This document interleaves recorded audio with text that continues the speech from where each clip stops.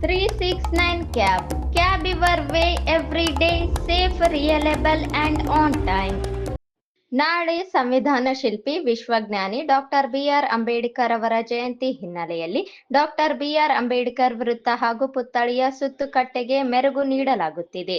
ಅನತಿ ದೂರದಲ್ಲಿ ರಾಜಕಾಲುವೆಯಲ್ಲಿ ಹೇಗಂದರೆ ಹಾಗೆ ಕಸದ ರಾಶಿಯನ್ನು ಬಿಸಾಕಿರುವುದನ್ನು ಕಂಡ ಆಯುಕ್ತರು ಅಲ್ಲಿ ಕಸ ಹಾಕುವವರ ಬಳಿ ತೆರಳಿ ಇನ್ನು ಮುಂದೆ ಇಲ್ಲಿ ಕಸ ಹಾಕಿದ್ದಾದರೆ ಕ್ರಮಕ್ಕೆ ಮುಂದಾಗಲಾಗುವುದು ಎಂದು ಎಚ್ಚರಿಸಿದರು. ಬಸ್ ನಿಲ್ದಾಣಕ್ಕೆ ಹೋಗುವ ಕೋಟೆ ಮಾರ್ಗದಲ್ಲಿ ರಸ್ತೆಯಲ್ಲಿ ಆಳವಾದ ಗುಂಡಿಗಳು ಬಿದ್ದಿದ್ದನ್ನು ಸರಿಪಡಿಸುವಂತೆ ಅಧಿಕಾರಿಗಳಿಗೆ ಸೂಚಿಸಿದರು. ಪ್ರತಿಷ್ಠಿತ ಹೋಟೆಲ್ನವರು ಪಾದಚಾರಿ ಮಾರ್ಗದಲ್ಲಿ ಹೋಟೆಲ್ ಸೂಚನೆ ಫಲಕಗಳನ್ನು ಹಾಗೂ ವಸ್ತುಗಳನ್ನು ಇಟ್ಟಿರುವುದನ್ನು ತೆರವುಗೊಳಿಸುವಂತೆ ಸೂಚಿಸಿದ ಅವರು ಅದೇ ಮಾರ್ಗವಾಗಿ ಬರುವ ಹೋಟೆಲ್ಗಳಿಗೆ ತೆರಳಿ ಸ್ವಚ್ಛತೆ ಕುರಿತು ಜಾಗೃತಿ ಮೂಡಿಸಿದರು. ಚೆನ್ನೈ ಮಾಲ್ ಮುಂದುಗಡೆ ಅನಧಿಕೃತವಾಗಿ ಹಾಕಿರುವ ಲೈಟ್ಗಳನ್ನು ತೆರವುಗೊಳಿಸುವುದಕ್ಕೆ ಅಧಿಕಾರಿಗಳಿಗೆ ಹೇಳಿದರು.